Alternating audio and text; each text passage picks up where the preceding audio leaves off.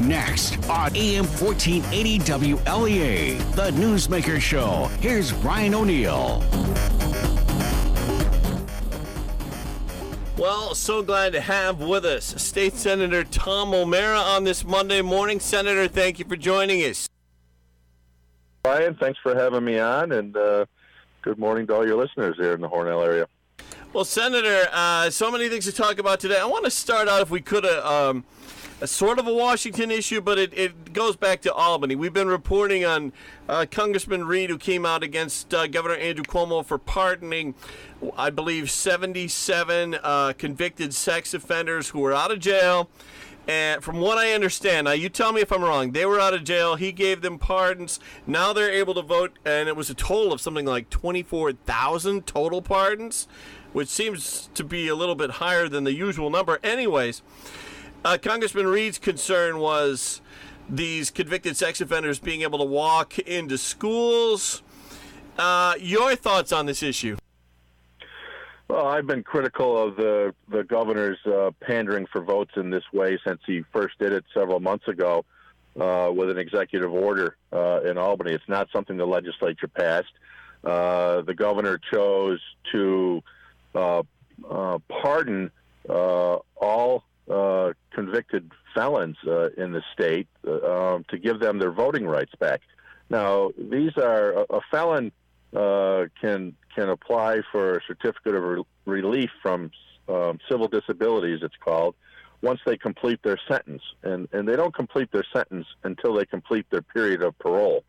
What the governor did is blanket over 20,000 pardons to felony convicts to allow them to vote before they completed their sentence. So they're still on parole.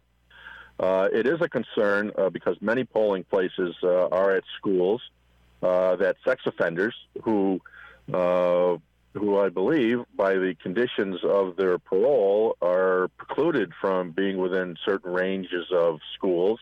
Now they're authorized to go in those schools and vote. But just the pandering alone by the governor to go after these kind of votes, and I've sent out social media responses every time I see one where there's a parolee who's rearrested for a new crime, and you can look up on the Department of Corrections website whether they were pardoned on their voting rights, and I've reported on quite a few of those already where they get their pardon, and a month or two later they've reconvicted or reoffended, and they still have their voting rights. So it's absurd to do it because they're on parole and they haven't finished their felony sentence yet. How many people would have had to research to go through 24,000 prisoners' records? What do you make of that? What I make of it is that there was no review whatsoever. There was just a blanket pardon for every one of these felony convicts to give them their voting rights back before they were eligible to apply for a certificate of relief from civil disabilities. It's unconscionable in my book. Talking to State Senator Tom OMara. Senator OMara, moving on to the medical marijuana issue. It's being reported and has been reported since last week that and actually before that the governor's moving closer and closer to legalizing recreational marijuana. Now, you supported medical marijuana, but that's a completely different thing. Your thoughts on the governor moving in that direction, okaying medical marijuana? It's another knee-jerk reaction by the governor to his political opponents and his reelection efforts this year. His primary opponent, Cynthia Nixon, the actress from Sex and the City, has been out in front of legalizing recreational marijuana in the state. Therefore, the governor did a quick about-face and his position of this. Ordered his commissioner of the Department of Health, Zucker, who was the same individual that banned fracking in pursuit of natural gas exploration in New York, to come up with a half-hearted and non-scientific based conclusion in a matter of a few weeks that all of a sudden marijuana is now a healthy thing to do. It's again, another absurdity by Governor Cuomo, by his same hack of a Department of Health commissioner that banned fracking on no scientific basis whatsoever. This whole New York State government, every executive branch, is being controlled by the governor, right down to the news last week, where the Public Service Commission is saying they're going to throw Spectrum, Time Warner cable out of the state over some dispute that is a legitimate dispute between the company and the Public Service Commission. And it's the governor controls every message. These commissioners, even an independent Public Service Commission, is making decisions just on what the governor tells them to do and not on the merits of each particular case. On the Spectrum issue, the Spectrum charter merger being broken up by the state's Public Service Commission, reportedly that was because Spectrum charter was taking over for were merging with Time Warner, taking over, and weren't moving fast enough into getting broadband access into small towns. That's what I understand. You can correct me if I'm wrong there, Senator. Cynthia Nixon is slamming Governor Andrew Cuomo on an issue connected to this. A Spectrum reporter was asking Governor Andrew Cuomo a question, I believe, about the Buffalo Billion scandal and one of the trials. And for asking that question, the governor kind of lost his fuse a little bit and pointed to Spectrum's problems with the Public Service Commission. A lot of the media, and you would think that the New York City and Albany media, being more liberal, would be supportive of Cuomo. They're not. They called him out on that answer that he gave to that reporter. Did you have any thoughts on that, Senator? Yeah, I believe the reporter was Zach Fink that you're talking about. Works for Time Warner News. New York One. New York One. And that's the pettiness that this governor sinks to. He won't directly answer questions. He seldom meets with the media anyways, but I thought it was unfair for him to come out and attack that reporter in that way, and again, avoid the question and not answer the question. But the bottom line is that Cuomo is using this instance as a political tool. I mean, everybody that has Spectrum, Time Warner, or Charter cable gets a monthly bill for what they get. Is the service perfect? No, it's not. I have my complaints about them too. But do you run a company out of the state when there's legitimate disputes over the work being done? It's the bottom line is here. Cuomo went out 2 years ago or more and said, we're going to have 100% broadband build out in New York State by the end of 2018. It was a totally unrealistic goal at that time, and now he's using Spectrum as a scapegoat to have an excuse for not having fulfilled his promise that he made to the voters a couple of years ago. Very interesting. I hadn't heard anyone put it quite that way before. Senator Tom OMara, our guest today on Newsmaker's show. Senator, on the topic of some of your legislation, the Drug TakeBack Act becoming law, tell us about that. I worked together with Senator Kemp Hannon, who's the chair of the Health Committee, and myself as chair of the Environmental Conservation Committee to set up a statewide prescription drug take-back that we've been, struggling with different procedures throughout the state for years, and making it more convenient for individuals to return unused prescription drugs in a safe manner.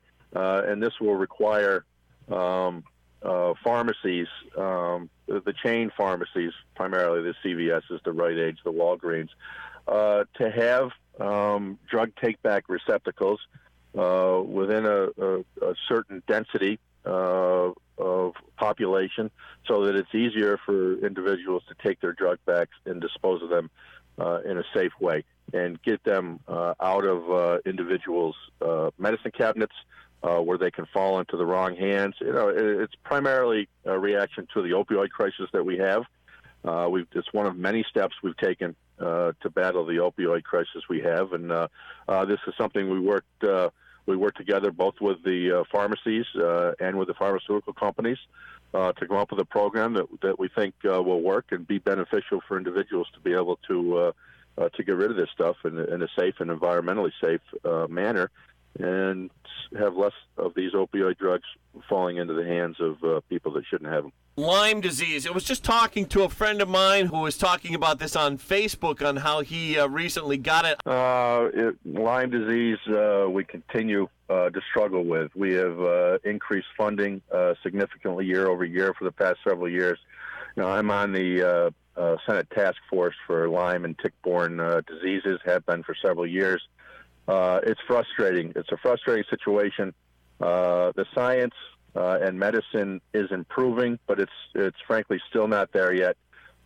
We need more research. There's been some encouraging news in recent weeks of some new testing procedures. I think they're out of the Pennsylvania or Philadelphia area that are going to better diagnose it, because right now just diagnosing the disease has been complicated, and we still don't have standard protocols for treating the disease once it's identified, and it comes in so many different ways and impacts people so differently. It's been hard to diagnose, and those that get it are particularly parents whose children get it are extremely frustrated, and understandably so, that the science isn't there and want more to be done to do this. We're struggling very hard to get the research dollars there, to get the research going. I know that the National Institute of Health, the CDC, the New York State Department of Health are all working diligently on this. It's just a matter of one of these science and medical issues that isn't solved yet, but we continue to work very hard to do that, and I think we've been putting appropriate dollars towards that, increase interest in that and research over the past few years. But I certainly understand anyone's frustration that contracts the disease, and especially, as I said, those who have a child that contracts it. Talking to State Senator Tom OMara. Newsmaker, going to take a quick break. We'll be back. Stay with us. Want your vehicle looking just like it did when you drove it out of the dealership? Then stop by RBS Auto Detailing on Canisteo and Pine Streets in Hornell. RBS Auto Detailing. The before and after photos of your vehicle won't come close to showing the great job they'll do for you. Cleaning, washing, and waxing. They can get your vehicle looking nice and new both inside and out. RBS Auto Detailing on the corner of Canisteo and Pine Streets in Hornell. We're checking in with meteorologist Gary Best now, who says it's going to be a hot one. This weather is going to be really hot today, Brian. We're looking at temperatures to be right around 90 this afternoon. This morning, sunrise at 6:09. The sun will set at 8:23, and we'll see mostly sunny skies during the day. Just a slight chance of a shower or a thunderstorm, and again, it's going to be hot and humid. Maybe a shower or a thunderstorm this evening, back in the mid to upper 60s overnight. Tuesday, partly sunny. Better chance of afternoon showers and storms tomorrow. Mid-80s and very humid still. Showers and thunderstorms on Tuesday night, down near 65 then. And again, we drop the temperature a bit by Wednesday, near 80. Mostly cloudy with a few showers and thunderstorms, and mostly 80 to 85 with partly sunny skies and somewhat lower humidity for Thursday and Friday, Brian. Back with State Senator Tom OMara on the Newsmaker Show. Senator, you've been working with the DEC, the Department of Environmental Conservation, on the algae bloom situation. What's the latest there? This year, the DEC came out with a round of funding to come up with protocols for different bodies of water. I believe they picked 12 bodies of water throughout the state of different geography, size, water makeup, external characteristics, and the like, to try and come up with kind of a package of programs looking at those specific types of water bodies, and then they'll be able to transpose those on similar water bodies. And $65 million was put aside for that in this year's budget. Those protocol plans have been going through very quickly by the Department of Environmental Conservation. They're out now and they're being acted upon. And there's also many millions of dollars through the Clean Water Infrastructure Bond Act we did a couple years ago that was $2.5 billion to eligible lakes, and not just those 12. There was big concern at the beginning that just those 12 were getting the attention. No, and I believe DEC chose 12 distinct water bodies, and those plans will be extrapolated to other water bodies, and those other water bodies are eligible under the $2.5 billion Bond Act, as well as even within that $65 million set aside for the first 12 pilot programs, so to speak. So any water body, water or lake association that has been doing work, and many of the lakes, most of the lakes, have their own water associations. They've been doing their own analysis and monitoring of their waters. But the harmful algae blooms have been an issue over the years that can be very dangerous to human health and pet life, animal life. With that, we've seen an increase of them, and it's a matter of looking at each specific water body and finding out what the cause is. Certainly, water treatment plants and their discharge are part of it. That's a more minor part of it, I believe. Most of it is coming from what's known as non-point source pollution, which is not from a water treatment facility or stormwater runoff or those types of things. They're from runoff from fields, from mountainsides, particularly in the Finger Lakes regions and in the hilly terrain that we have. When we have these acute storms, a lot of the sediment and the fertilizers and pesticides that are in those soils get washed down into the streams and into our lakes, and that has caused an increase in the harmful algal blooms. We're working very hard to help identify those, encouraging everyone that may see something suspicious that they think might be a harmful algal bloom or a HAB, H-A-B for short, that the department is calling it. We encourage everyone to go to the DE's website. If you just Google New York State DEC HAB, you'll get to a site where there's a form you can fill out and report the location of it, and DEC will send somebody out to check it out, see whether it is actually a harmful algal bloom or just a regular algal bloom, and get appropriate warnings out to people to avoid those areas, because it can be very hazardous to health. Senator OMara, back to the governor and the governor's race. Mark Molinaro, the Dutchess County executive, is the Republican candidate for governor. I wonder how his campaign going. Have you had a chance to speak or meet with him lately? Yeah, I'm in regular contact with Mark and with his running mate, Julie Killian. In fact, Julie Killian, his candidate for lieutenant governor, was at Watkins Glen at the NASCAR weekend this past weekend. I had a chance to do a little campaigning with her. They're making a great run at it, although certainly underfunded from the over $30 million the governor has raised and has in his campaign war chest. But Mark Molinaro is a good friend of mine. I've served in the assembly with him. He's got a great message. He's been getting around the area. I just saw him a couple weeks ago at an event up in Syracuse that I helped and hosted for him up there. So he's making the rounds. He's somewhere else in the state every day, as is his running mate, Julie Killian. And I'm hopeful with the way certainly the Democrat side of this race is shaping up, with Cynthia Nixon running on the Working Families line, and with Stephanie Miner, the mayor of Syracuse, circulating petitions to run on an independent line for governor. That can split off and splinter some of that Democrat vote, and really give Mark Molinaro and Julie Killian a decent shot at prevailing in this fall's election.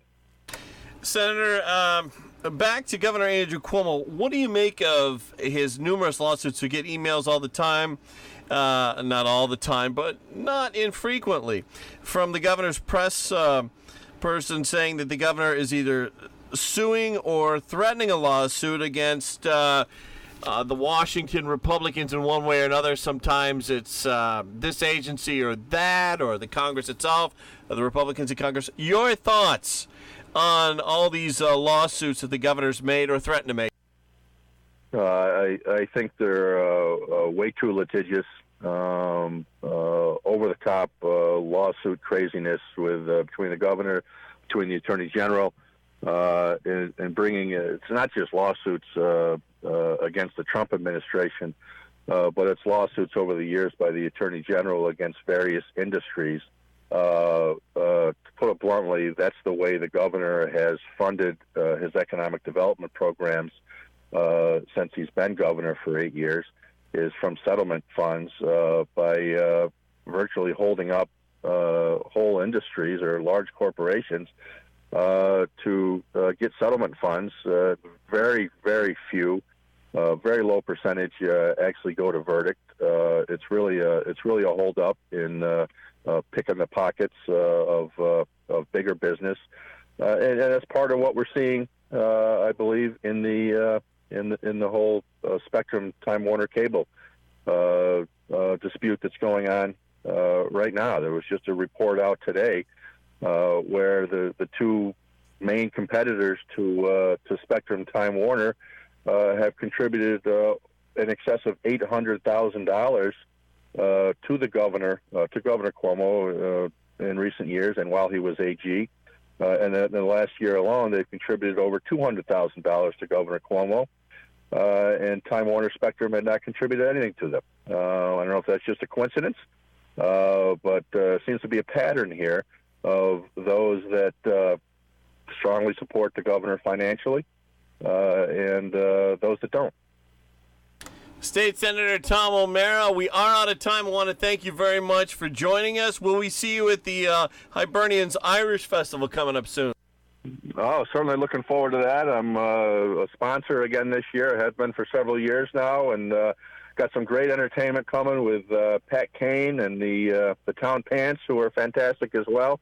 Very much looking forward to it in a couple of weeks. Thank you so much for joining us today, Senator. Thanks, Brian. Have a great day.